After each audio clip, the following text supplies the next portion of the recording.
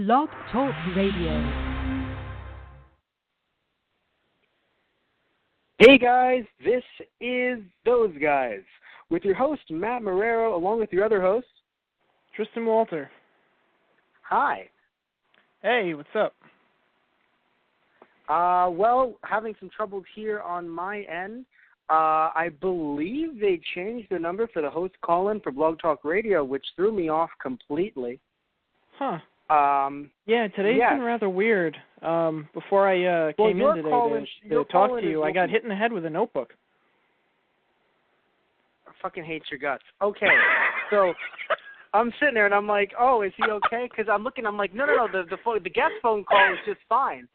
And then you're just like, no, it sucks because I'm seeing, the movie's playing in the background for me right now, and there's that one guy who is a piece of shit, who his the congressman's son, who's just like, whatever, I killed her, whatever. That's going to be me. Like, how do you feel about the death of Tristan Walter?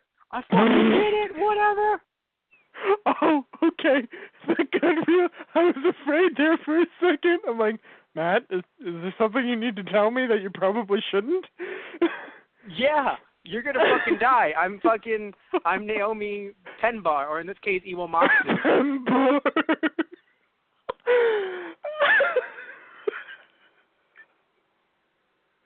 Oh, God. That's how you write me how to die. You're going to make me laugh to death. You bastard. I don't have to write that in. The death note will just be like, that's too easy. Can you give me something harder? Shut up. That's too easy. He laughs too often. Can you give me something harder? Maybe he was jogging to his death. I don't know. Co-host will suffocate due to laughter. You bastard. But yeah, so let's talk about some of this movie. So this movie is both, parts of it are both better and worse than I remember it, but it's not a bad film. I think it's just, even though this is my last note, I think I should bring it up now, really, because it's, a critique on the entire film in general.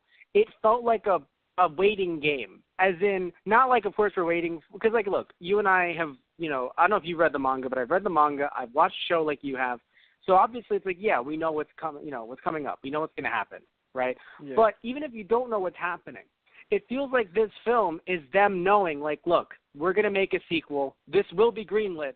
Warner Brothers believes in this.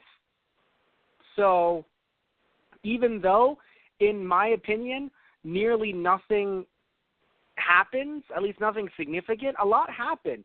And it's little intricate stuff that I think fans of the series can like and also dislike, if with some things that were changed.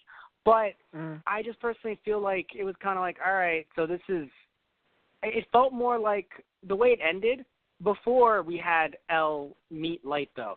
Before that, it felt like the end to a TV special.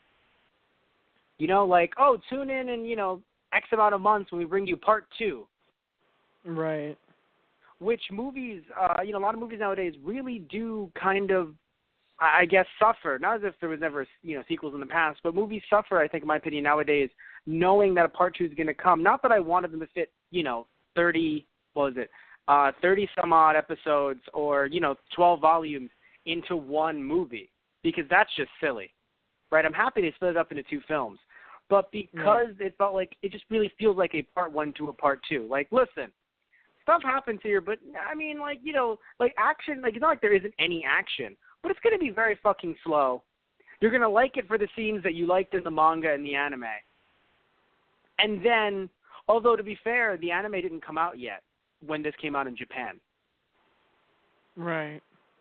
Yeah, it had come out for us in America after the anime came out in America. Yeah. Well, no, I'm sorry, not in America, actually. I don't know if the anime had been out in America yet, but I know that you and I had seen it because, online stuff, right? So you and I saw it online, but I don't know if it was out in America yet and dubbed. I think it was, though. No, it had to be. Of course it fucking was. I'm an asshole. They got the voiceover actors. Right, exactly. In English. The same voice actor who did the English dub for Death Note.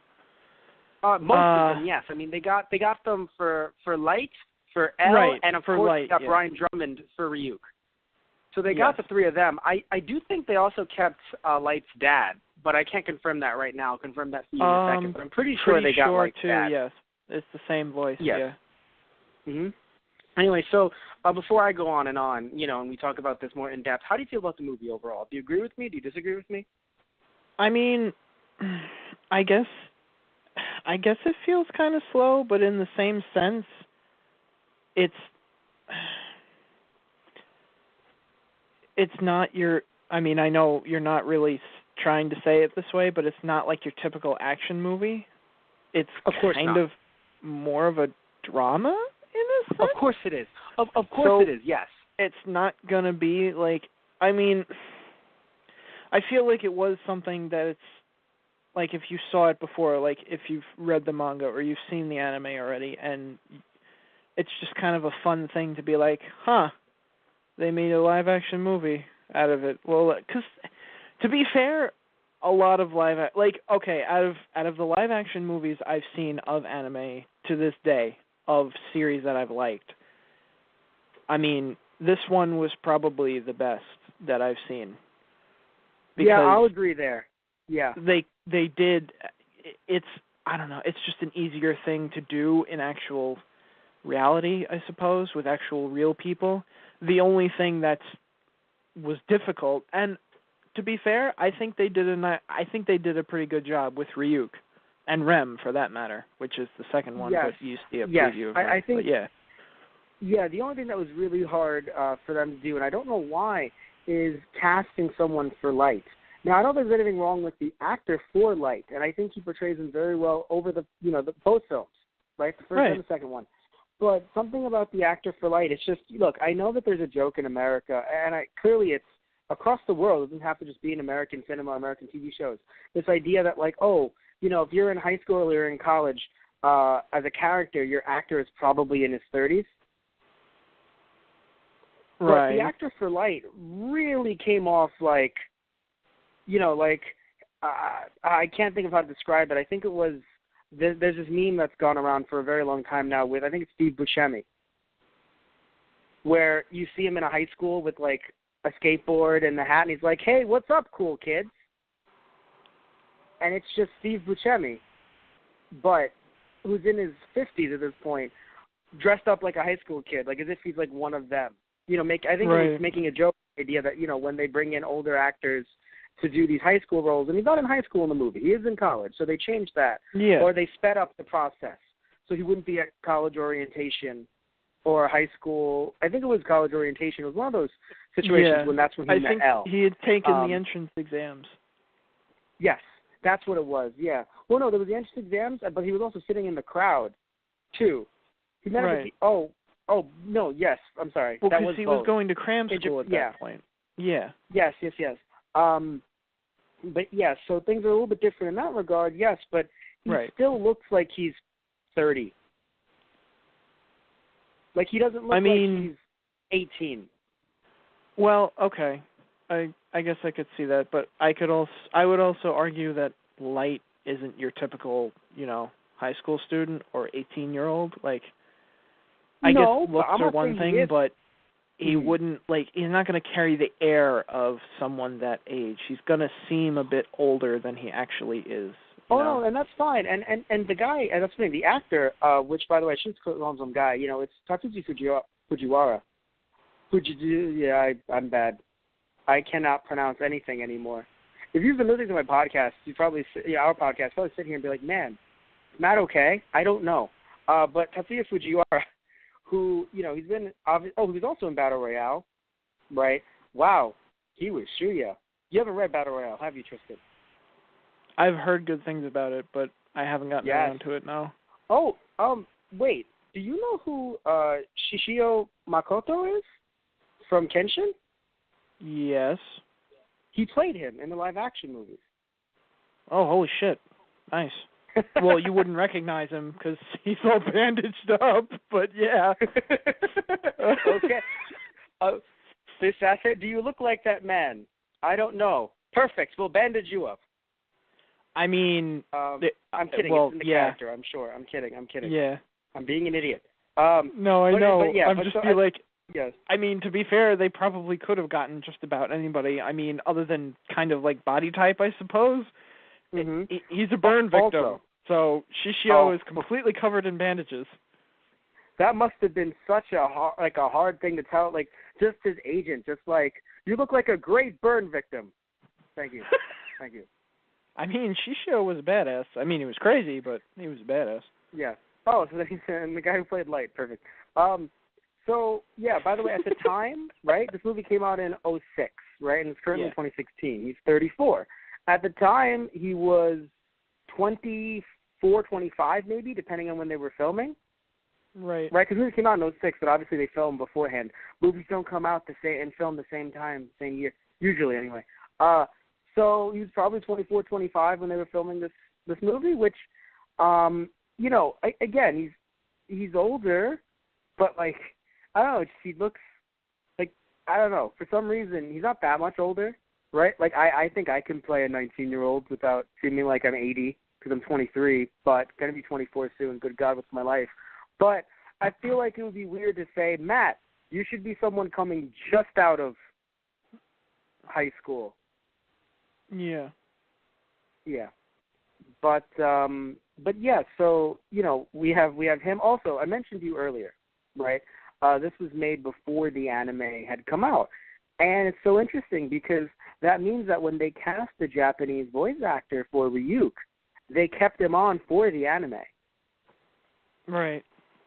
So for you and I, we were like, oh, that's cool. We're seeing, you know, the Japanese voice actor in the movie because we got it later. And, of course, seeing Brian Drummond, you know, you and I saw it in theaters in English, which was a very interesting experience.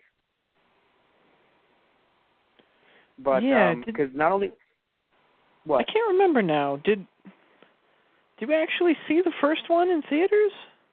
Yes, we did. You saw the second one, and I did not. I didn't see the second one either. Oh, well. Because I couldn't remember because there was one I got screwed out of. So. Oh, it must have been the second one then. It must, yeah.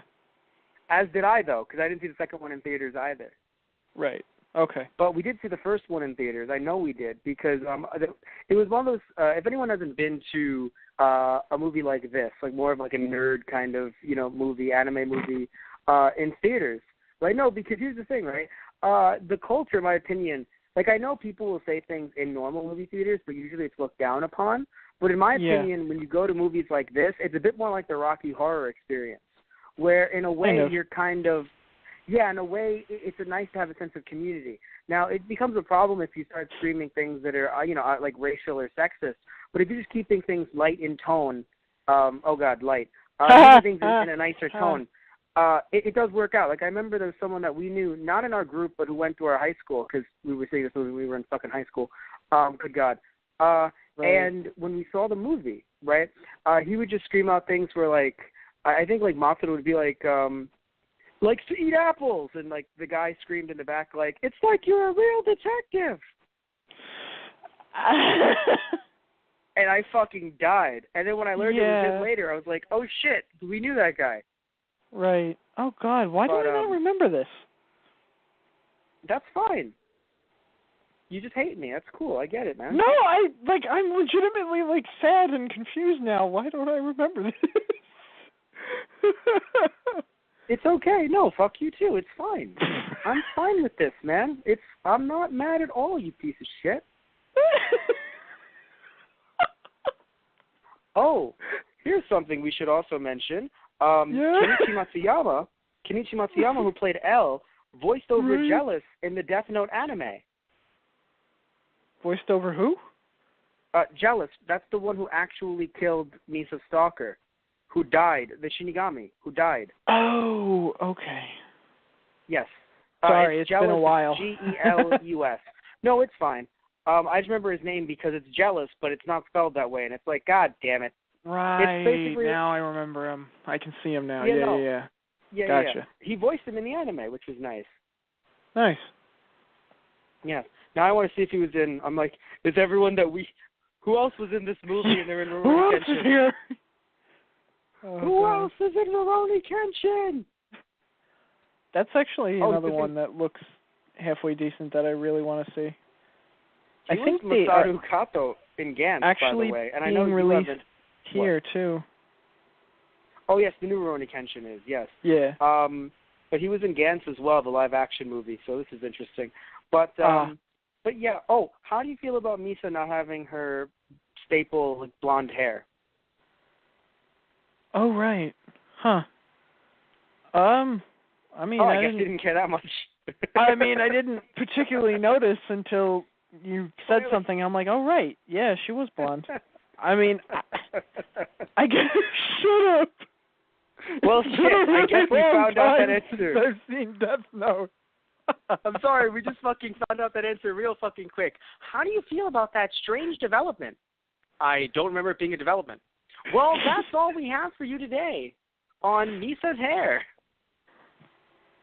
I mean, I guess it's kind of I don't know.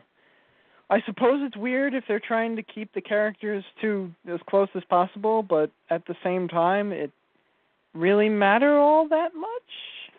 I mean, her character is pretty much still the same.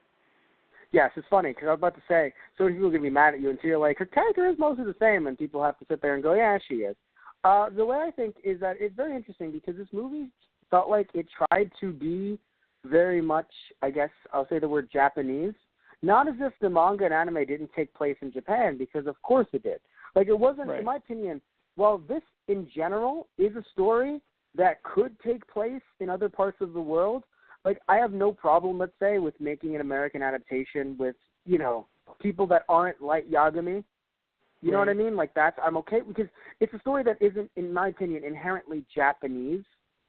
Yeah. A bit like Dragon Ball Z. Like, it's not like Rurouni Kenshin is like, let's make it about the Civil War. You know, like that, at that point, you're just like, shut the fuck up. Like, you're changing. You're basically not making Rurouni Kenshin, in my opinion, right?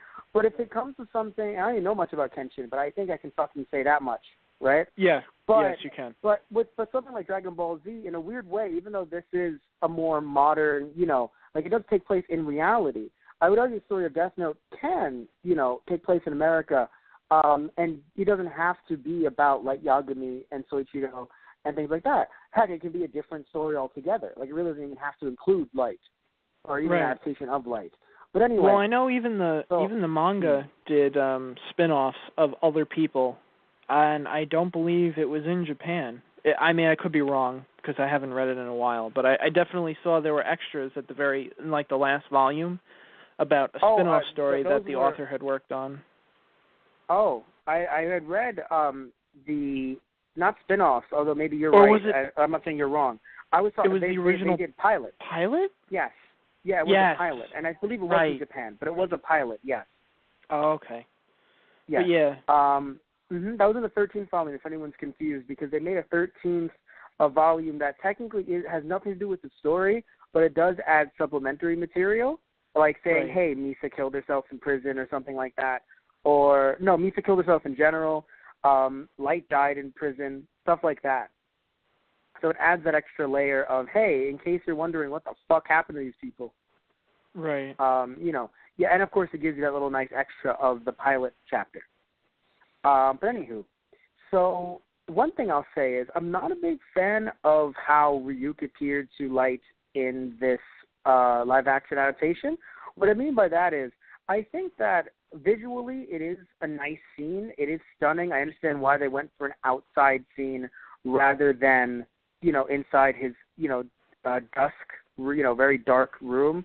But I think that did add to the flavor of the series, you know, this idea that it's very, because I think I like the idea of Light being a loner in the manga and in the anime, where here, like, I understand that the idea of the, like, how do I say this, the profile of a killer is like, oh, you know, he was so social, you never thought it would be that guy. I mean, he was an athlete, and Light did tennis, but he didn't really do other sports, right? So it's like, Light seems to be an overall athlete here. Heck, Light has a girlfriend, right? Stuff that really wasn't present in the anime manga that I do like here in the sense of it creates this, like, profile of a serial killer situation. And then in this case, him being outside, it's just a really nice visual. Yeah. But I do think I preferred the whole being in your home, you know, also the fact that the Death Note fell, it was funny. When Light first found it, it was rainy, and he brings it home, and it's just fine. And it's just like, Light, I got to be honest with you, man. If I found a notebook, and it was raining outside, and the notebook is just fine, it's fucking impervious to water, shit's probably real. It's magic shit, man. Like, that's some magic shit right there. Yeah. I'm trying to think if there's a love material that would have been like semi-water resistant, but like you could still write on that easily. Shinigami material. Got a death up. material, baby. But in all seriousness, though, you shut up. Like you're sitting there like I No, blame you him shut so up. much. It's like you started this whole thing with a fucking reference to getting hit in the head with a death note. I guess I misspelled anvil when I wrote it down.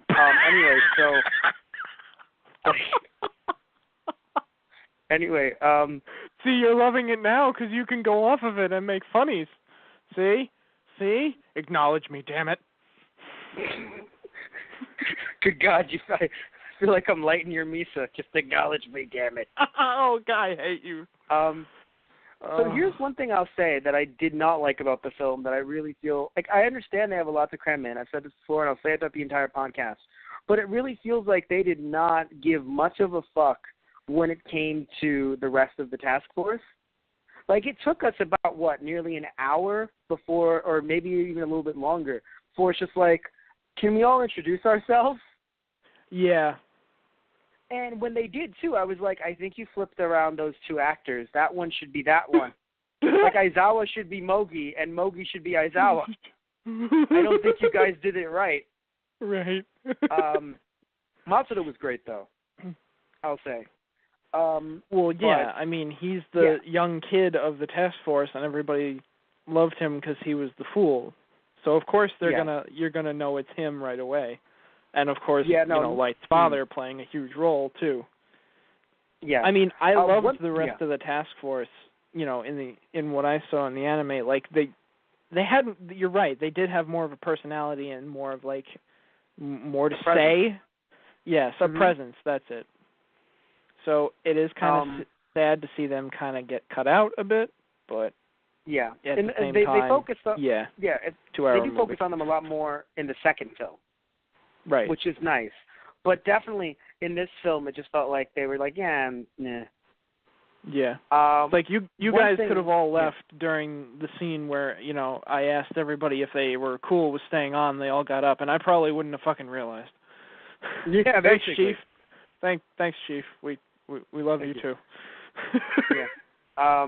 One thing I do like, though, about the film is that I know that they called Soichiro Yagami because they have to, because Japanese, custom. Right. Like, you're not going to be like, yes, Soichiro. No, you're going to call him Yagami. But what I like is, minus that, they didn't necessarily tie in the fact that he was Light's dad until later on in the film, because I do like that, quote-unquote, surprise. The idea that, wait, is he can... No, because, in the manga, and I believe in the anime as well, you just see them in separate places, both Light and his dad, for a bit. And then finally it's just like, welcome home, father. It's like, hey, Light. Right. And then you're like, oh, shit. Right. He's the son of the guy who's of this, not really the chief necessarily, but very high in the police force, who's now running this task force, who's fucking insane. Right. Right? So even though they did call him Yagami, still, I like that they didn't have him there, let's say, when Light was coming home, Yeah. Or not coming home, when Light came down for breakfast or anything like that. It's like, oh, hi, right. Light. Oh, hi, Dad. Like, they didn't try to make that immediate, right. They didn't just have it be random. It was very nice the way that was done. You watched the movie again now, obviously. Did you see it in English or in Japanese? Oh, the film? Yeah. Or? Yeah, no, yeah, the film was dubbed in English. Yes. Oh, so you saw it dubbed in English? Yes. How did you feel about that? I mean... Oh, wait, I like shouldn't ask you. You're a fan. I shouldn't. I was like, wait, no, because I'm sitting back like, wait, no, his opinion doesn't count because you watch old Godzilla movies. Your opinion doesn't count. Because you're going to sit here, you're going to fucking look at this dub, and you're going to be like, wow, they've done so much better. Like, literally, you'll have Soichiro. You'll have Soichiro. This is no game. And you're like, wow, they fit it all in that mouse flap. That's so cool. You're fucking looking at Ryuk, too, and you're like, wow, did they make an entire miniature city around Ryuk? Is that a miniature Light? Oh. For anyone who thinks I'm making fun of Tokusatsu, please understand I love Godzilla, Super Sentai, and Kamen Rider, and Ultraman, and Garo. I watch a lot of shit, but I have to mention it to you just because the dubbing practice is just like, right, I almost forgot. Yeah. You are a really big fan of old school Godzilla. So it really didn't bother me. No. I really didn't notice. You have to admit, some of it I mean, felt okay, off. Some of it, I noticed. Yes, it was noticeable. I felt that much, but I really didn't care. But I would argue, 65 to 70% of the movie was really good for this dub. Yeah. Which, that means a lot, because in my opinion, right, the only parts that I was like, are you fucking serious? The beginning, like literally the entire beginning when they're going through different people dying, and then the guy who, put a gun to that woman's head, that was all bad. They tried. I don't know why it was bad. I don't know why it didn't work. It just didn't work to me, right? Most of the stuff with Soichiro was really good, but then for some reason they just could not. I don't know why they couldn't just try to rework the script. It just had to be. Let me see. I've written them down. There's the one I said, "This is no game," and then there was. Where's the other one? I thought I wrote it down. Oh, come on. Did I not write it down? The point is that it was like, this is no game. But it was, I wish I had written it down. What I will say, though, is I love that, I just love Soichiro just patting his daughter's head like, shut the fuck up, Sayu. Okay, Actually, Dad. wait. Actually, wait a minute. I think we were there with, I won't give out last names, until they come on to our Let's Plays. They'll give out last names. But I think we were there with Alex, and he literally said, shut the fuck up, Sayu, in that voice. You can hear it, right? Can you hear it? I don't know if it was him necessarily, but I'm sure one of us probably said it. No, but it sounds like something he would say just in that exact voice, like, shut the fuck up, Sayu. To be fair, I think that might have been Rich. I have to say, so, okay, you mentioned you like how they did Ryuk, right? I agree. Like, now, I hate to say this, but, because I don't want to sound like I'm so super cool with my big TV, but, playing this on a bigger TV, a really big TV in 2016, you can tell, this Ryuk, it needs quote-unquote work. But at the time, right, everyone really has to understand, this is before we had Avengers. This is before we even had Iron Man, And to be fair, Ryuk like this, they're not going to have that kind of budget either. Nowhere near. That's not true. This was made by Warner Brothers. Yeah. This was. But whether Warner Brothers is going to be like, yeah, let's shell out, the same shit we do for the superhero movies for this. Not to shit on our parade, but that's never going to happen. No, that I'll give you. I just want to make sure that everyone does know that this was made by Warner Brothers Japan, so it's not like this. I mentioned that the plot felt like it was made as a TV special, but this is not a TV special. This was made, with a large budget, and the box office returns are really nice. I mean, in Japan it got $23 million. In Hong Kong it only got $1.9 million, but I don't know how it's how much how rather large the scope of the release was, I guess is the term I'll use. And obviously it was, if anyone doesn't remember or wasn't around for this, it was big enough to be released in American theaters. Limited, yes, but people were in that theater. That thing was packed. I don't know. It's funny. It was so packed, people were trying to sit on the floor. I think some were kicked out, but some weren't. I forgot if this was the one who still got kicked out. But it was only funny in the sense that, I don't know what movie they had to buy tickets for to try to sneak in. Right. But whatever movie that was, I'm pretty sure there were people that were trying to buy tickets to Speed Racer at the time and try and get in. Right, yeah. It's crazy. Yeah. Because this movie, it was a limited release, So I think this was the only day, or rather it was like a 2-3 day thing. Nowadays, it was like a weekend only. Yeah, now you got Resurrection of F going on for a week or 3 days, but or it's extended days going on, around the U.S. and it's great. It's great stuff, but it was definitely around for at least a week in theaters. Yeah, but this movie was, it was just out for the standard, I think, 1 to 2 days, and people went nuts for it. But anyway, so talking about Ryuk though, I do like what they did with Ryuk. They also, by the way, got the voice actor to do motion capture for Ryuk. Ooh. So so that was him. In the DVD that you have that I lent to you, you can check the interviews. You might be in interviews, or you might be able to see behind the scenes of him. Right. But yeah, no, he did the motion capture for it, which was really nice. And overall, I do think that Ryuk in this version, this really was Ryuk, and I really do like that. Like, it really felt like, hey, this was Ryuk. Yeah. There was no fucking around, oh, well, maybe he's a little bit. No, no. Like, this is the same. If there's anyone in this movie who you're like, who is the most accurate? What's the most accurate representation? Ryuk. I think he's the most accurate representation, because everyone else has little flaws here and there that I think you can call out. Not so much aesthetically, but even just how they act, right? But Ryuk was just boom, that's him. Yeah. Yeah, definitely. Yeah. One thing I want to say too is I really want Ryuk to be my life coach.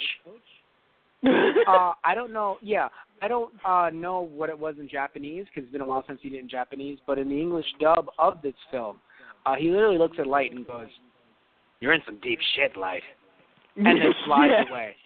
I want him to be my fucking life coach. I just want someone to look at me and just be like, that was probably what did it for me. Just some of his lines were perfect.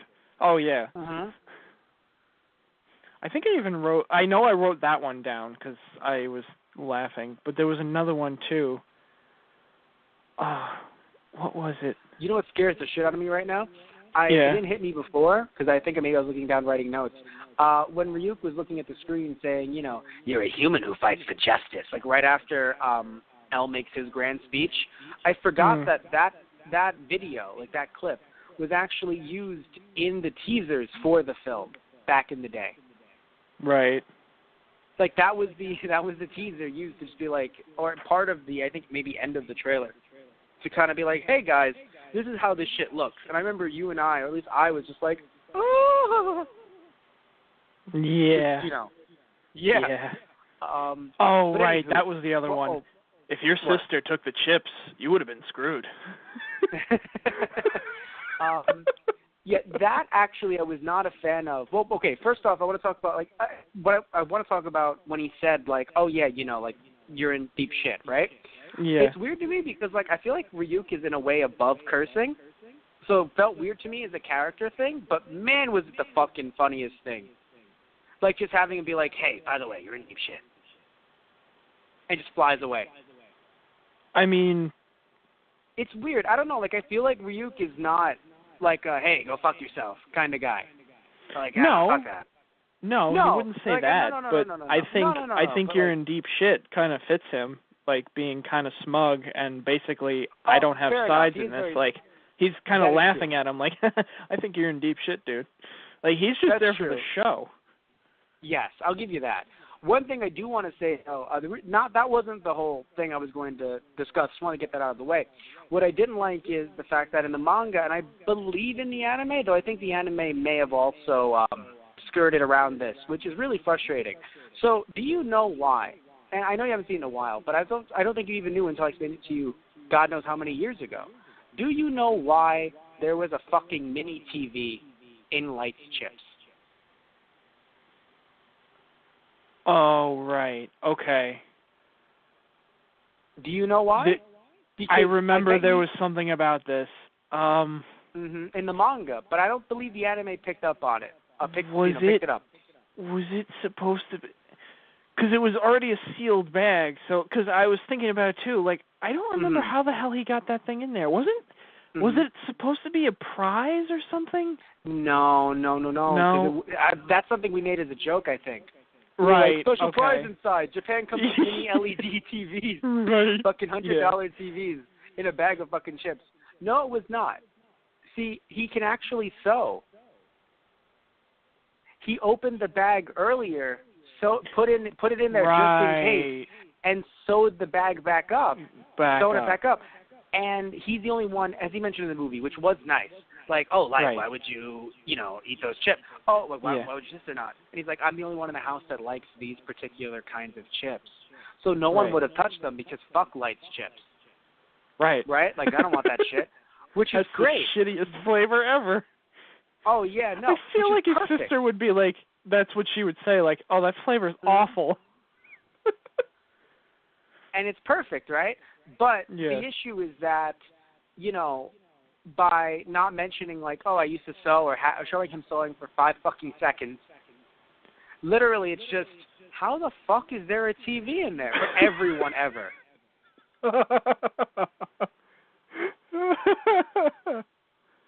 Yeah. But also, I don't remember if he did this in the anime, and I'm 90% sure that he didn't. He was not a master hacker, right? Like, he was getting info from his dad, but it wasn't through, like, masterful, like, hacking. Wasn't was through it? hacking. Yeah. Was it? I don't believe it was. No. Like, I know that he was I keeping feel like it tabs on wasn't the either. investigation. I think it was just like, don't quote me on this, I could be wrong, but I feel like he had an ID that he would swipe or something, and it was his father's. Oh, it was his father's, and that he maybe would, like his, yes. Something to that effect. Actually, it's funny, because he still could be technically using his dad's. Oh, no, because it's interesting. If he had done that, like used his dad's passcode or whatever, you could arguably say, like, oh, but they'd be able to tell that he was accessing it from his home right, at those logging times. in. Yeah. Logging in. So it would make it a lot easier to kind of be like, guys. But it's still weird to kind of hand wave with, actually, Light's a master hacker. And I'm like, guys, no. Yeah. Like, he's very, very smart, yeah. But anything he puts his mind to, he can do. But Yeah.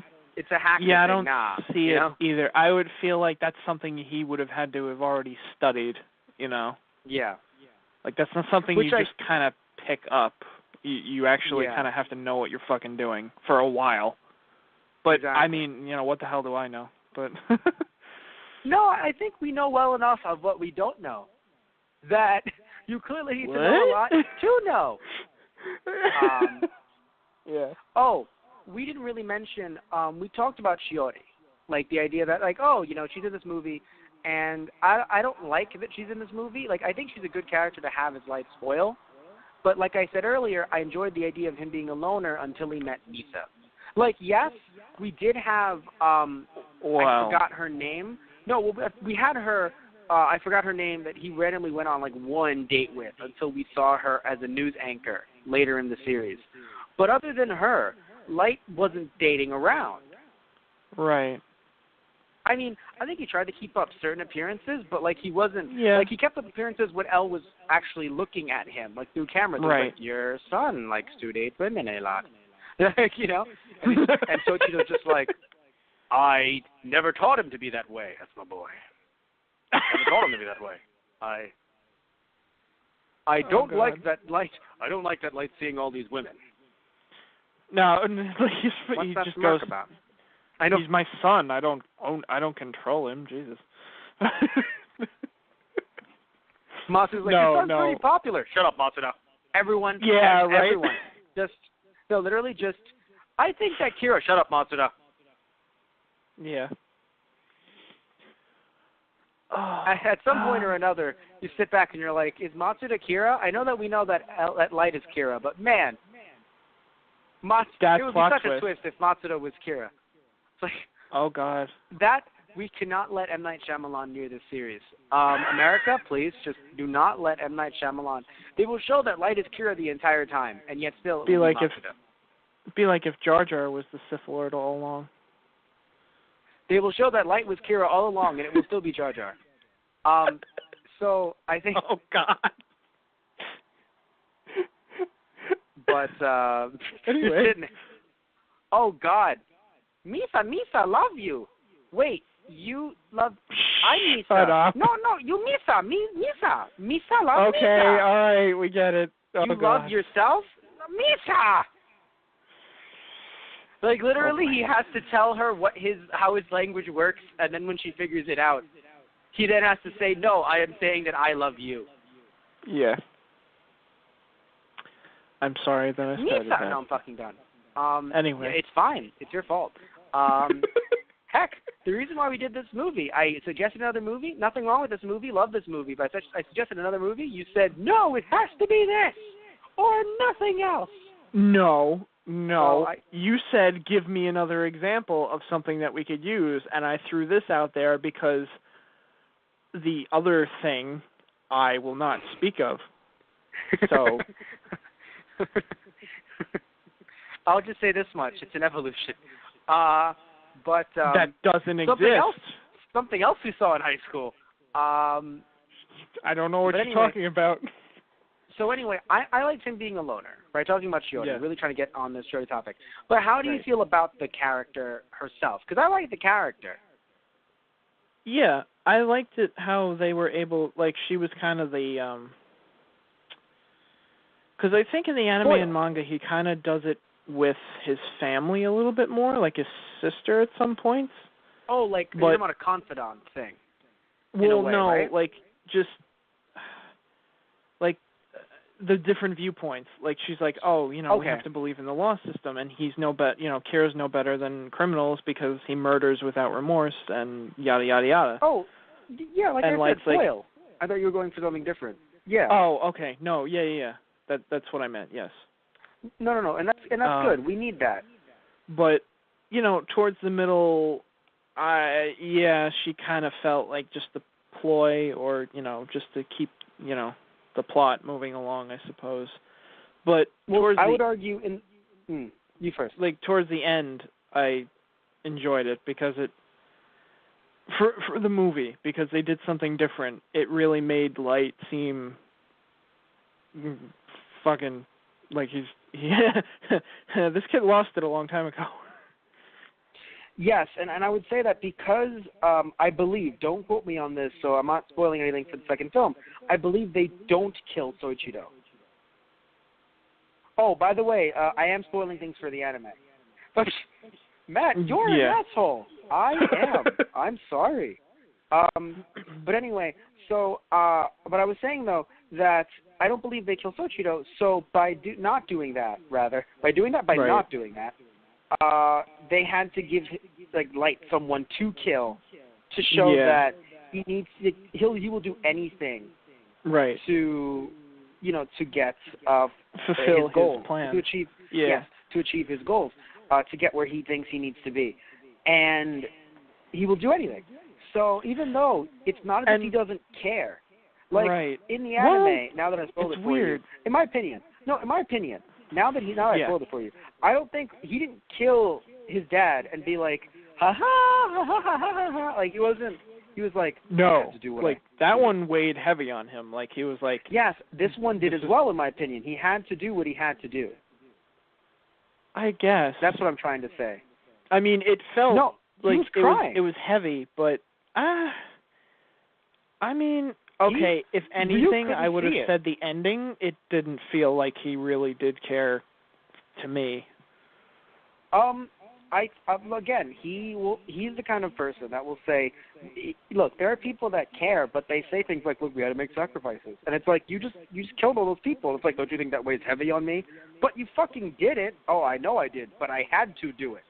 So he's the kind of person that will justify it with, oh, I had to. Right. No, I understand that. I just feel like him crying over her body and all that, and like at the very end when he's, holding his head in his hands. No, not that part. I'm actually not. I'm really not talking about that part. I'm talking about after that. At that point, it looked like he didn't care. I'm talking about when he was saying it to Ryuk and he was tearing up. That's what I'm talking about. That was the last time we had him talk about it before he said to his dad, hey, could I be in task force, whatever. My girlfriend died. Okay. Well, no, I mean, I'm talking about the same thing too. Like when after she was shot and he was holding her there, and when he's talking to Ryuk before his dad comes back. Yeah. It felt like more of a reveal of his character in the movie. Mhm. Saying that yes, he'll go to any lengths to do what he needs to do, and that because the line that made me feel it was Ryuk was just it's funny, Ryuk was just kind of taught like bro talk, like just taught like dude, she was your girlfriend. Did you really Yeah. not? Did you really not give a shit? And he's like, I don't know. I'm like, you don't answer that question that way unless I'll give you that. you know. But his face didn't look like it was like nah, because like he isn't not like he was in a way hiding from Ryuk and tearing up like, oh, I don't know. I guess. Like, I'll give it to you though. It's not like, look, I'm not saying that if you love your girlfriend you kill her. I'm just saying that like no, Right. like clearly by killing her it proves that yes you didn't love her. I'm just saying that to say like I'm not saying he didn't care completely. Like I definitely want to put out the idea that he cared. It's just that he is a monster. Like he is not a normal person. Right. Because he's truly able to. Oh, by the way, I want to mention. We were talking before about like Shiori and how like she had to kind of just go along with the plot in the middle. I wanted to find the name of the character because yes, she was replacing Kiyomi Takada, who, if you remember, was on the bus with Light early on in the manga. Right. Leaves, and we all forget about her as if she was just some random woman, and then comes back later in the second half of the anime manga. After a lot of shit goes down, and then we're like, wait, that's her, and then she's a newscaster. I believe she does make an appearance in the second film, but in obviously a completely different role. Right. Still the same character, but a completely different setup than it is here, because clearly, as you can tell, not Light's high school girlfriend or frankly anything. Right. Like remotely like that. My question to you, I have a question for you. So I know that you like the anime a lot. Right, it's been a while, but still, you remember a lot of the cool, crazy deaths that Light brought about in the anime that were very unique to us at the time. Especially Light trying to play around with them and see what he can do. Right. While I love the scene on the bus, and it's very creative, and I love seeing it, I love reading it, it's amazing. Do you think that the scene at the end of the movie, which was brand new to the film, do you think that was making the Death Note too powerful? And in a way, not misusing it, but a misrepresentation of what the Death Note can do.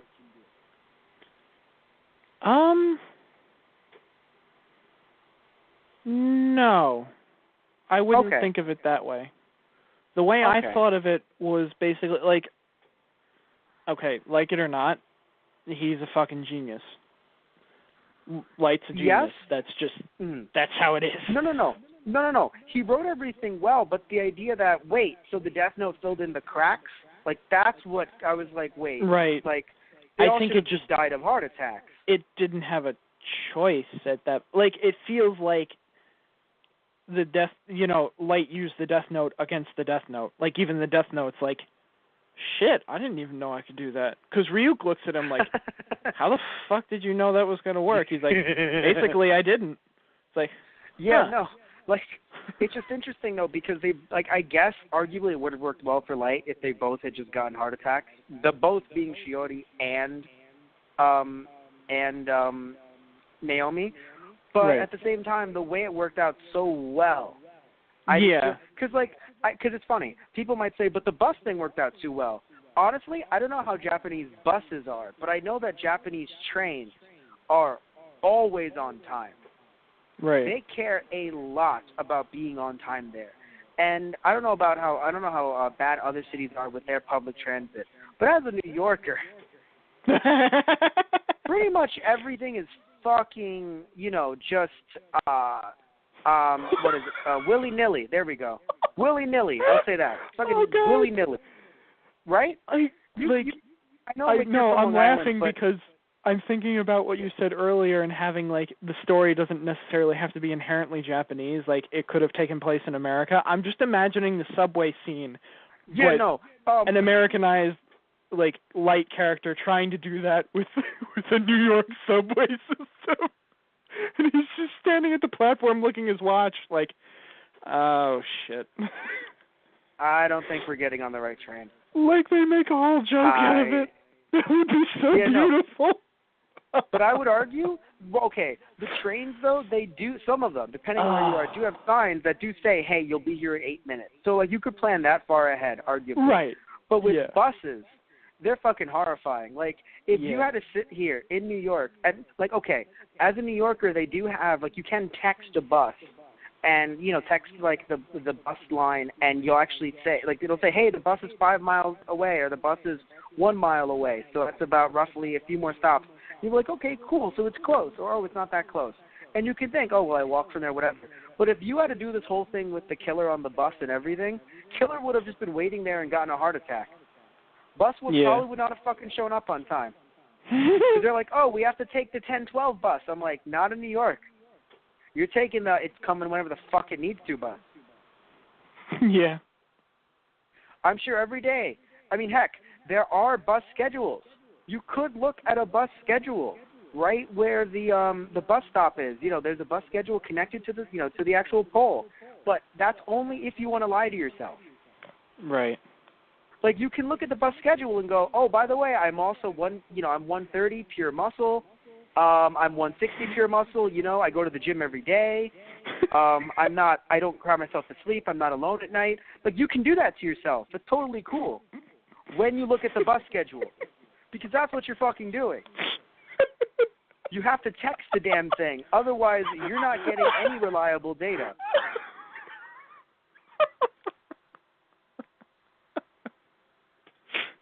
Also, you knew that it was an inherently Japanese story in the movie because the car stopped after it hit him. In New York, it would have run right over him, or at the very least, you would have never seen it again.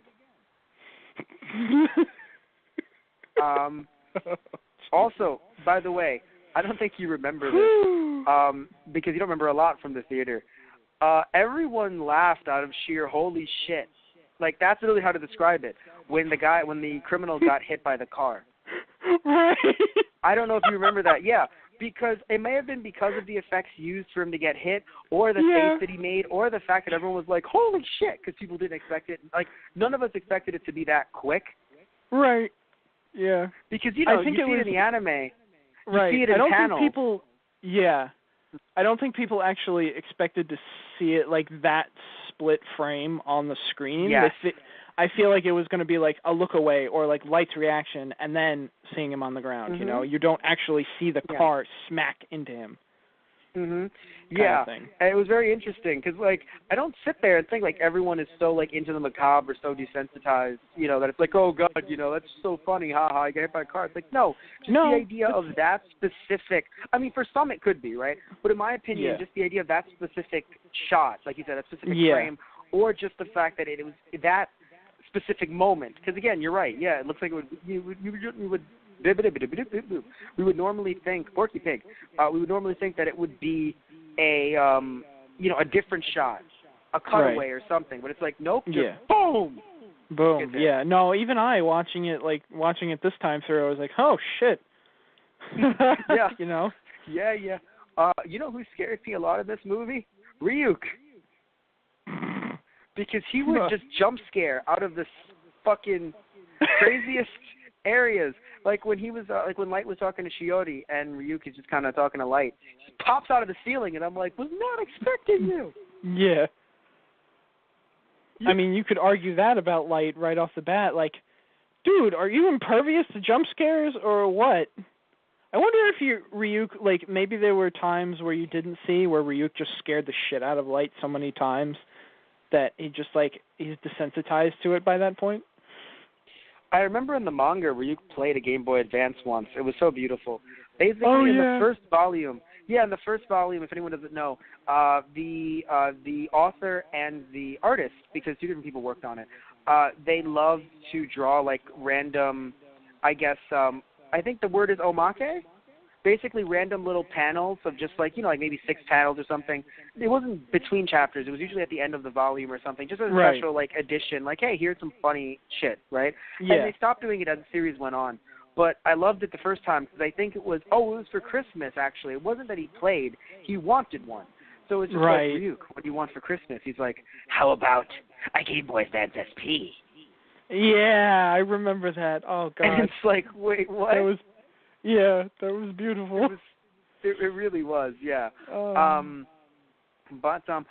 mentioned to you earlier, like, making this movie inherently more Japanese, and I said, well, it could take anywhere.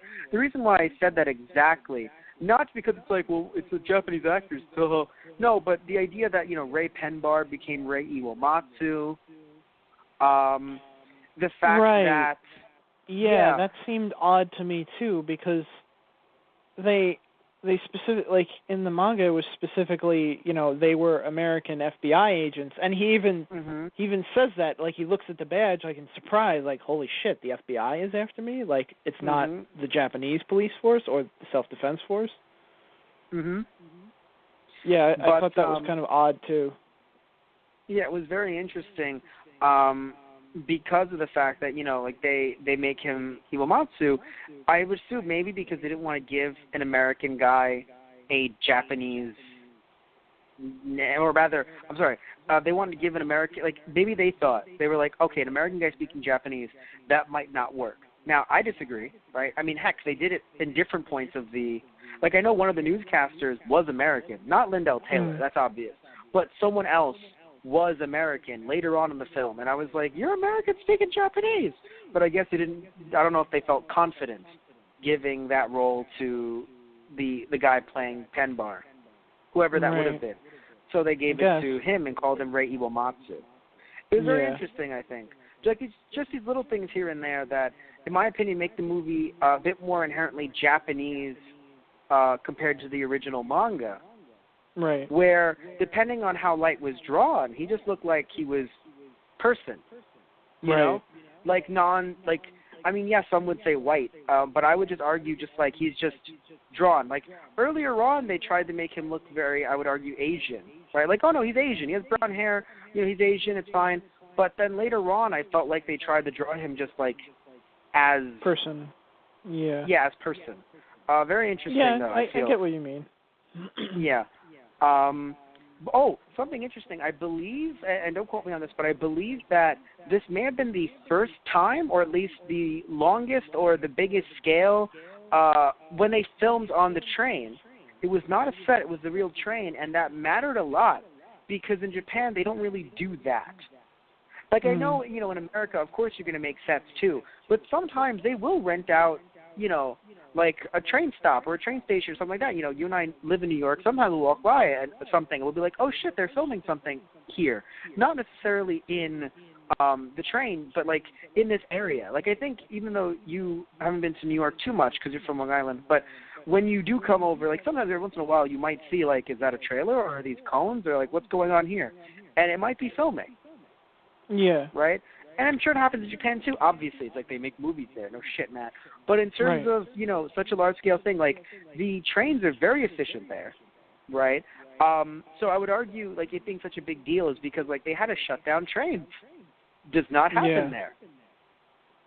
Here, right, every time someone just, freaking stands in the middle of a doorway, like, all right, cool, I have to get some of my friends in here or family in here, that really... causes the train to have, major delays. Where in Japan, if there's a delay, you literally have the conductor walking around like, I'm really sorry. Right. Like, they take that seriously in Japan. Yeah. But anyway, so talking about because we were talking about the train scene as a joke, like, oh, it would never work in New York. But having it happen here, seeing how it happened, do you like that Naomi was involved? Because I don't like it, but I understand why they would put her in there, assuming because they want to move the plot along. Yeah. So her being there makes sense. It made sense for the movie, but for comparison-wise, I liked it better in the anime and manga. It felt, I don't know, I guess it was kind of one of those, like, marker points where it was kind of like, light was triumphant at this point, yet, another step further along the plan. It's like, now I don't have anyone following me. I mean, granted, yes, he dealt with Naomi later on in the manga as well, but it did come later on. But for pacing-wise, for the movie, they did need to kind of incorporate her sooner into that. Because I think in the original manga, it was she got a letter back saying, we send our condolences about your fiancé, but he's died in the line of duty. And then she's like, okay, no fucking way, what happened? I have to find these tapes, Right, and she investigated it further. but it took her like, say, another week maybe or so to Tristan, actually get as far as she did. Tristan, What? Tristan, the What? guy next to Ray. Why is he sleeping like that? Tristan, he looks so peaceful. Oh, Move the look body at that. so He's it looks holding like his he's hand. asleep. He's holding his hand. He wants to be friends with him. Oh, let him sleep over there, buddy. You sleep over there. Oh, give him some reading material when he wakes up. You're such a good man, Ray. I mean, I feel so. Like I think my other qualm with that scene is that Light seemed a bit too obvious. Yeah. Before I get to that, I just want to say something. I agree with that completely, and let me explain why. I'll explain why that's bad in a second. I just want to say I feel like such a piece of shit because I'm really fucking sure that 10 years ago, well, not 10, 9 years ago, it came out in 2007 for us. 9 years ago in theaters, I may have made that joke. And frankly, that infuriates me because, god damn it. It means your sense of humor hasn't evolved since then, or most of what? it has, though. Like, I feel like I've become more mature. Somewhat. I this hate Kira everything. fellow is an immature. No, but here's the thing, right? In the manga and in the anime, I don't think he was being that suspicious because there was only one secret agent. Right. When you have two fucking secret agents there, it makes them seem even more incompetent that they couldn't team up in some way. Right. You know? Like the fact that his wife was just observing. Like, I don't know. Like, I'm not saying she would have walked over to him. I get that. Like, immediately you'd be like, oh, my God. And it caused a really bad scene, and one of them would die, right? And it would have really muddied everything up. But it just felt so weird to just have her looking like, I wonder what's going on there. Also, by the way, one thing I don't think I've ever touched upon ever, like, I mean, obviously not on the show because we haven't really talked about Death Note, but even I think in person with anyone, that I think it just hit me, and I feel really bad about it. Light just condemned Ray to nothingness, to essentially to limbo. I don't know if you remember, but the manga, every single chapter, they actually had different pages, different rules from the Death Note. From the Death Note, that I remember. Yeah, that I don't think we. And also, by the way, in between every commercial for the anime, we had the same thing. Right? Not as many, obviously, because, you know, you didn't have as many episodes, as many chapters, but still, you had certain ones that they deemed important.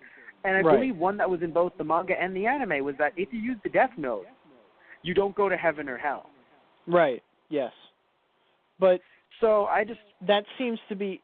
That strikes me as if you use it, so you are the one using it, not if it is used on you. Oh, no, but you have to understand. Well, but you're thinking it canceled out? Remember, before it was used on Ray, Ray wrote the names of all of his Oh, right. associates. Okay, I see what you mean. Yeah, I forgot. Yes. He wrote That's the what names on the slips of paper. Yeah. It's not like if you touched it. Like, I don't think... Like, I'm really hoping that the criminal from the bus, I'm hoping he's rotting in hell. Yeah. Like, fingers crossed, you know? But, like, think he touched it, but he didn't use it. Well, because they also say another rule, or because they do it in the movie, Light says a few rules when they become important in the scene. Mm-hmm. I think it, or maybe it was Ryuk voicing it, but the rule was the person can use, a person who is not the owner of the Death Note can use it and be effective if they still have the name and face within mind when they write it. Yes, but that's obvious, and that's one's obvious. But I'm talking about it does not go against the idea that if you use the Death Note, you can either go to heaven or hell for eternity. And in the actual, which is what Ryuk says in general, but in an actual rule, it says, hey, you go to a place called Muda, which it's funny. It's like, wait, Muda? What's Muda? It actually just means nothingness. So arguably like a limbo in a way. So he condemned him. Like, it's so fucking horrifying to think like that. Like, oh my God, because Ray used this, he can't go to heaven or hell. and he didn't even know he was using it. Right. Yeah, I mean, shit, Light played him like a harp. Fuck. Yeah. And his wife was just like, I guess everything's okay. He looks so scared, but I mean, that's my husband, Scared Ray. Like, no, you should probably like, see what even the fuck's from that going on distance, there. I feel like his fiancée would have been able to tell that something was wrong. Super secret spy fiance, you know what I mean? Or even the fact yeah. that she's she was an FBI undercover agent too. She would have been able to tell something was not right. Then again, I guess even at that point, would she have been able to go over and do anything anyway? But yeah. No, but it's so weird. Like, she's giving her husband this look right now, like, you fucking cheated on me on that train. Like, I don't know. Like, it didn't look like a loving look. It looked like a, what have you been doing? It's like, why were you so scared? It's just like, Well, also, to be the fact fair, that, by the way, I would like he to add, kind of canceled on getting married to her, so. Well, no, he didn't.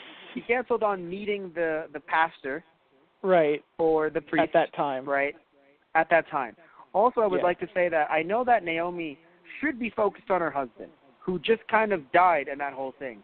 But Light looking so smug and triumphant was really so bad in that scene because she's fucking right there. Yeah. It was like, and had she looked up, it's like, why are you smiling? Motherfucker. Right. Yeah. I mean, and the whole idea that that's how he got her name in the first place too was kind of interesting. Like, I did like that. That made sense. It made so much more sense in the manga and anime because I felt like there weren't. He didn't get her name there. Remember? No, he didn't get her name there. Yeah, he got her name. Oh, no, he didn't. Well, he saw that it was at the church, and then he went to the church, then got the name. He got the name of the church. Yes. Yes. Which I think that was perfect because it's just that was I think great. Yeah, no. He didn't get his name. He didn't get her name there, which was great. Oh, by the way, I loved how they're just like the people who the casting directors, they're just general writers. Like, man, I don't know if we should get an American to play Ray or someone who's mixed to play Ray. But damn it, are we going to kill every single American we can for these FBI agents? Yeah. Literally, like, hey, you're a random American. Die. I don't think this is coming through. I think that something might be lost in translation. Excuse me? Right. You're going to die for us in our movie. Okay.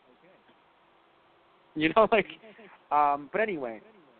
Yeah, I do like how it turned out that way. Like, because really, funnily enough, like, if Naomi had conducted her investigation and had not been so arrogant, she would have,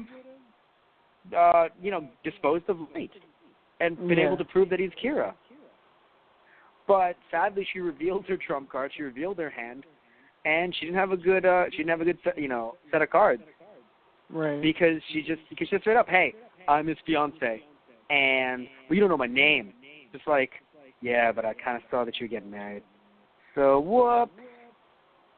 Yeah. But anyway. So, I do like that it took us very long into the, in the movie until we actually got to meet Elle. That was nice. Yeah. And, of course, meeting Elle, the actor really embodied Elle. Oh, yeah. I love how they got his mannerisms down. That was perfect. Yes. What I think is great about this, too, and the reason why I keep on bringing up the idea that an anime didn't exist, right? Because a lot of people, I'm sitting there like, why does that matter so much? Right? Why does that matter so much?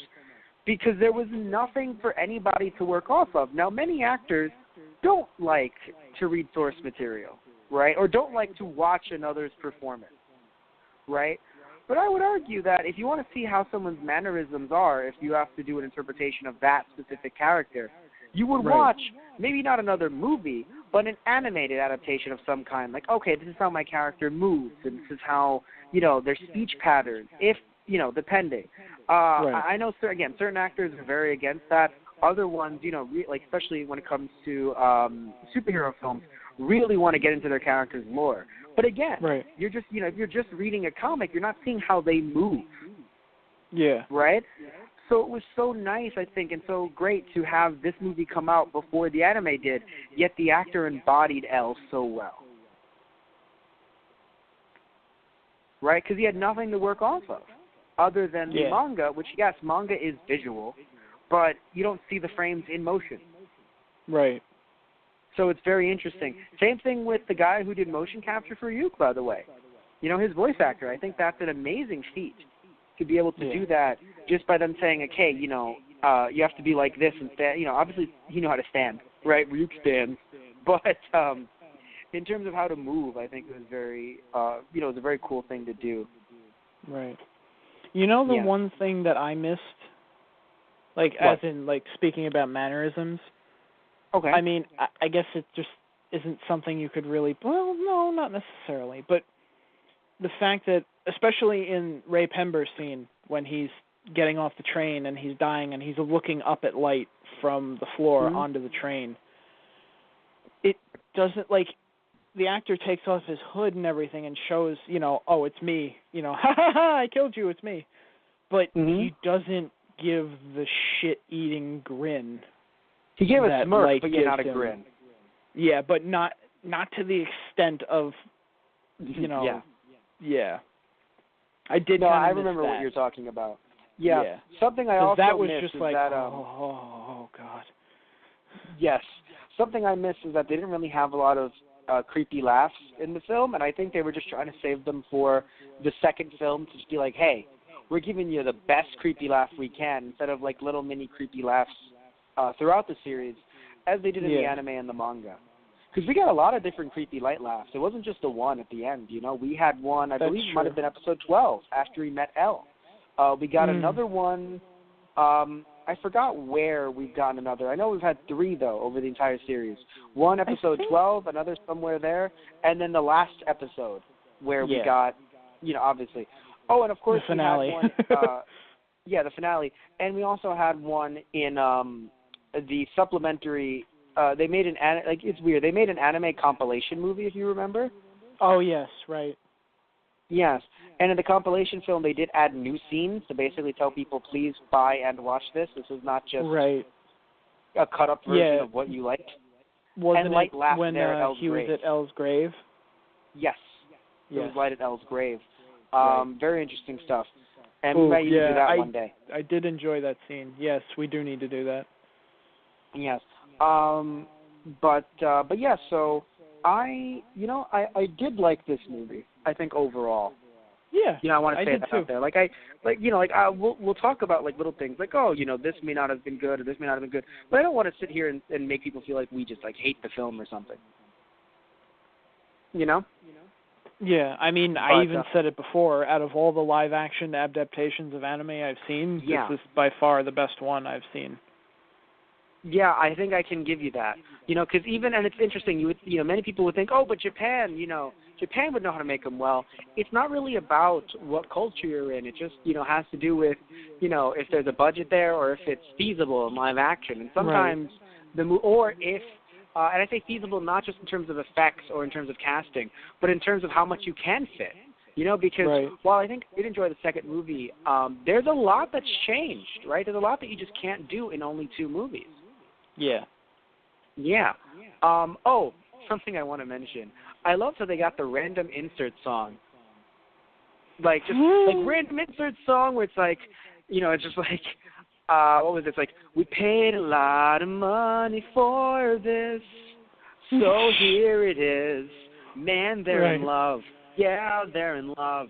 These 2 are in love, love, love. Like, just random, like, you're not the Red Hot Chili Peppers. I was promised the Red Hot Chili Peppers. By the way, how fucking weird was that? Not even just as a teenager, you forgot about it, so you literally just text me, just like, why are the Red Hot Chili Peppers playing? And I'm like, dude, Lenny Kravitz, like a new song of his was in the 3rd one, which is "Change the World."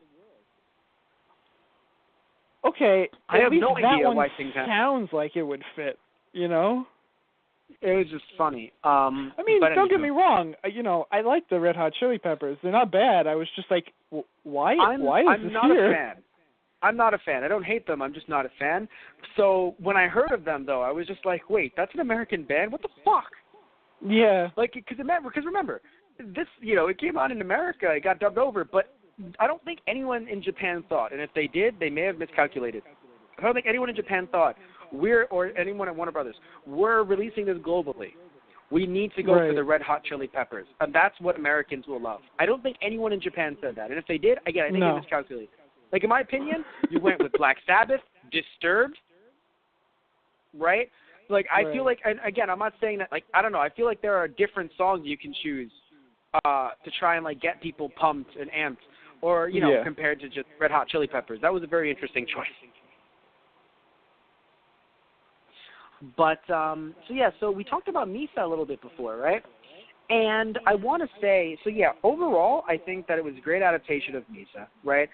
For anyone confused, because there's some people that might be confused, because while Misa was an actress in the manga anime, they might be confused as to why she was on a cooking show, right? And I want to remind everyone, she was an idol. She wasn't just a singer-actress.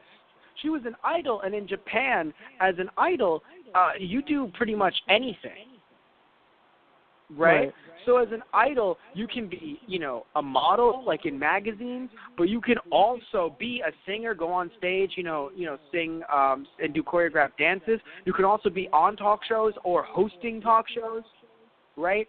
So like so it's very hard, I think, to kind of compare that to an American spin, if you will, because in America it's like, oh, you're a singer, oh, you host a TV show. You usually don't do all of those, you know? Like you might be a model as well, you know, or at least be in photo shoots. But, like, in my opinion, like, you wouldn't have Taylor Swift, in my opinion, right? You wouldn't have Taylor Swift singing, you know, on TV, like, in her own show, like a variety-type show or something, or like a cooking show or something like that, while she still is a singer, by the way. It's not like she retired. She's still singing, too, and be in movies or do photo shoots.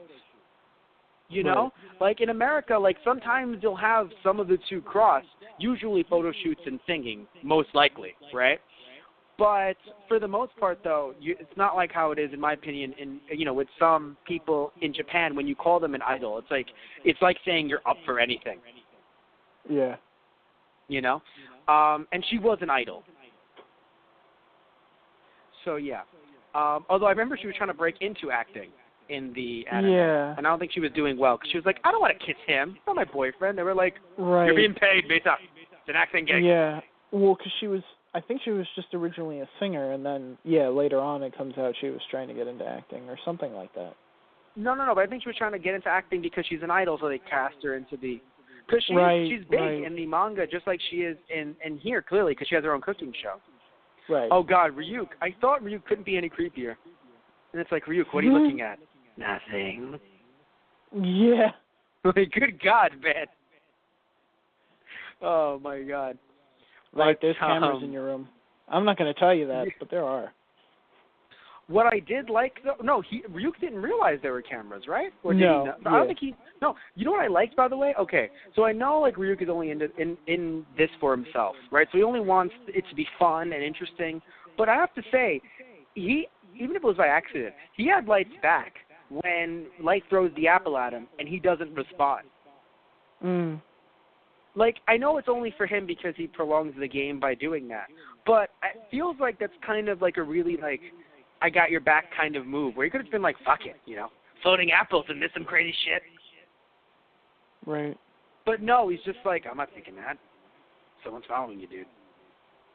You know, and of course, again, in true Ryuk fashion, why don't you tell me that 3 days ago? I am not legally required to. You know, just, but then even later, it was just so much fun, where it's like, apples. Yeah. Oh, that was great. Like, yeah. But something interesting, too, if you noticed, even though I'm sure Elle was following other families as well, because it's not like he said Light is the only suspect, but when it came to the cameras, we only saw Light's house. And in the other series, we saw multiple, places that were, like, we didn't follow those Emily's. But, because that would have been weird.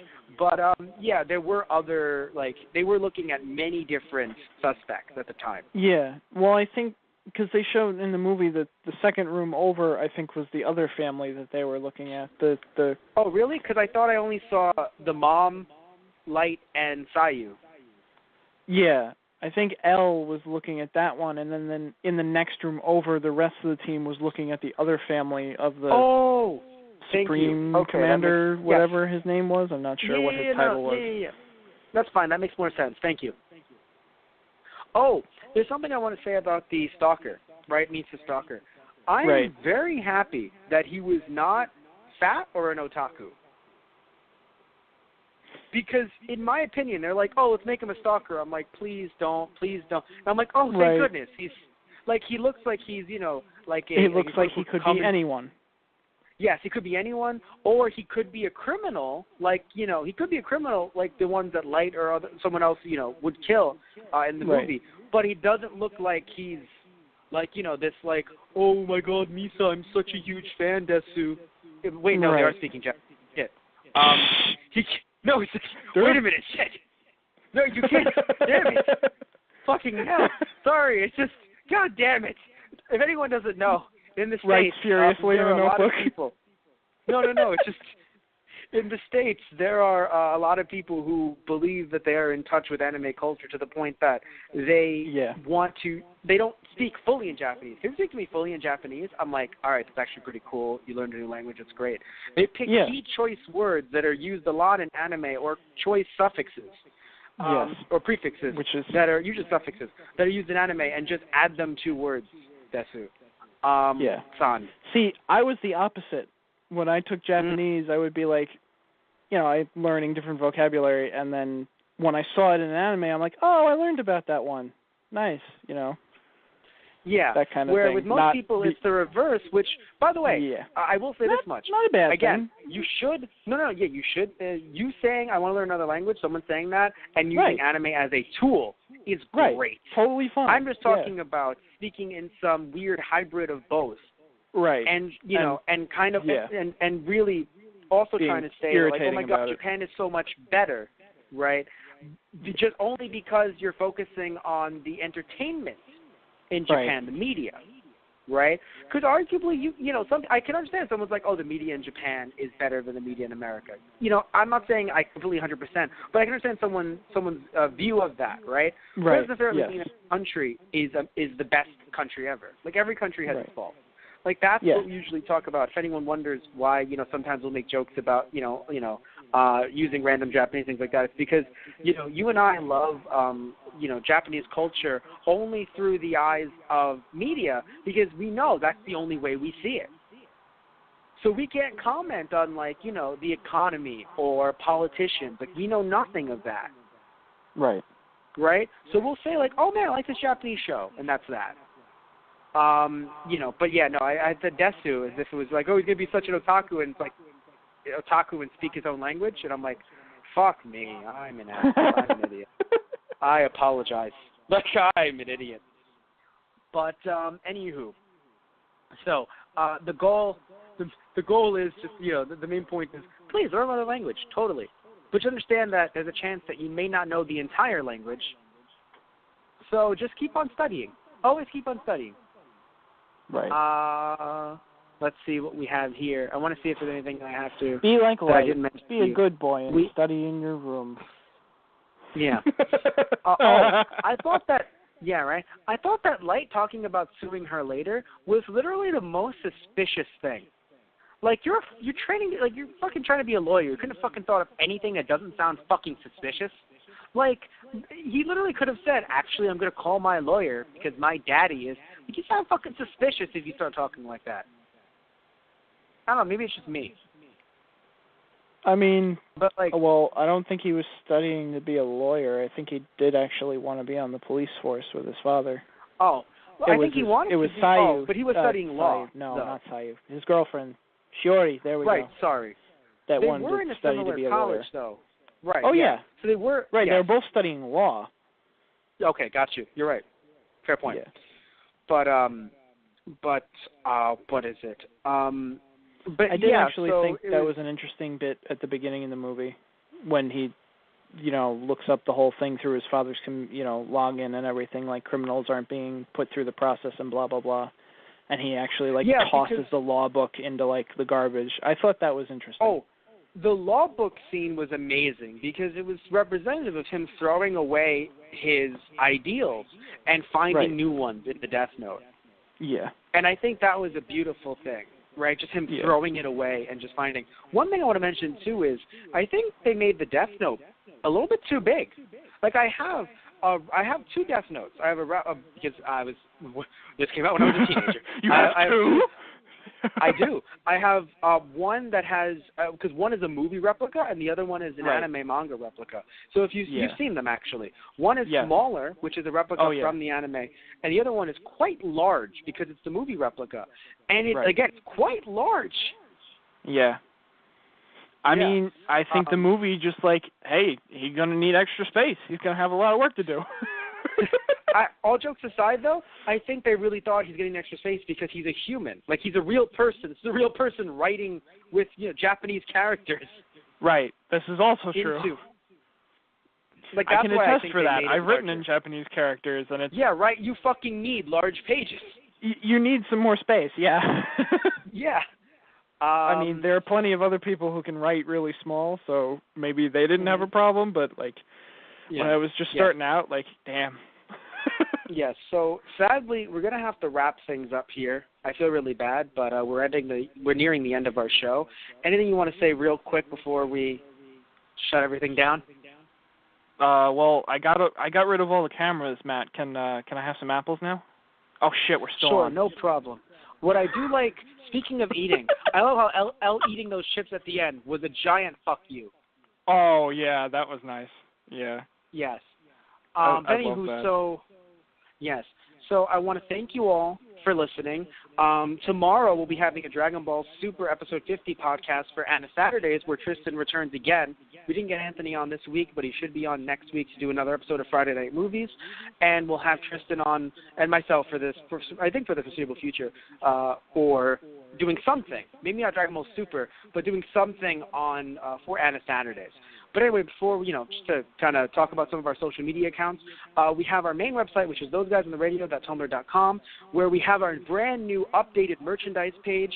There is some stuff that hasn't been updated as of yet, so it's like, wait, but it's updated? Well, you can buy it through us is what matters. We've closed down our Cafe Press account, and you can actually buy it directly from our website, $25 for each shirt, but free shipping. And when the holidays roll around, we will be having certain kinds of sales. More updates when that actually happens. So again, our main website being thoseguysonthe.radio.tumblr.com, where you can, see some of our podcasts on there and our Let's Plays, which I'll get to in a moment. And you can buy merchandise directly from us and help support us. Merchandise based on some of our podcasts, some quotes or some other funny things that have been said and talked about throughout the podcasts, or Let's Play merchandise. Now, speaking of our Let's Plays, if you go on our YouTube channel, Those Guys Play, you can actually see some of our Let's Plays that Tristan and I have done. We're actually trying to wrap up Season 2 this month, and also we're promoting our Halloween in July specials, a 3-part special where we play different games with some of our different Let's Play hosts, because, hey, you have Christmas in July, why not have Halloween in July? So again, go on our YouTube channel, Those Guys Play, to find those there. Also, go on our YouTube channel, Those Guys on the Radio, to find our podcasts there, as well as finding our podcasts through iTunes by searching up Those Guys. And you can find our TG Productions YouTube channel, which has our TG Nerd News show called TG News, which is nerd news but with a joking twist, which will be updating some episodes, putting some episodes on there, more of them, sooner rather than later, and also adding some other funny skits to there as well. And I believe that is it. And yes, we want to thank you all for listening in and hope you have a good night, and you'll be listening to us tomorrow, hopefully. So have a good night, everyone, and say good night, Tristan. Good night, everyone. Apples. Definitely. Apples. Apples. Apples. Apples.